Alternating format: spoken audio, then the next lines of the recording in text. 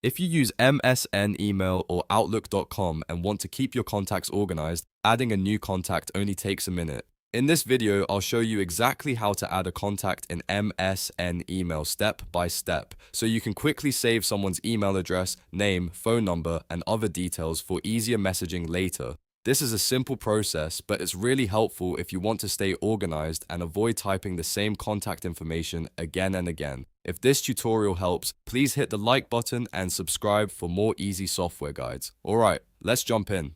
First, open your browser and go to Outlook.com. Since MSN email is now connected through Outlook, this is where you'll manage your mail and contacts. Once you're signed into your account, look at the far left sidebar. You'll see different icons and options there, and you want to click on People.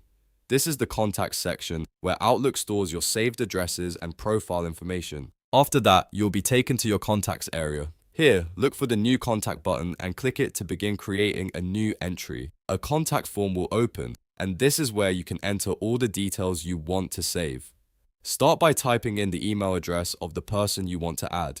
This is the most important field because it ensures Outlook can identify the contact correctly. You can also add the person's name, phone number, company, job title, and any other information that might help you recognize them later.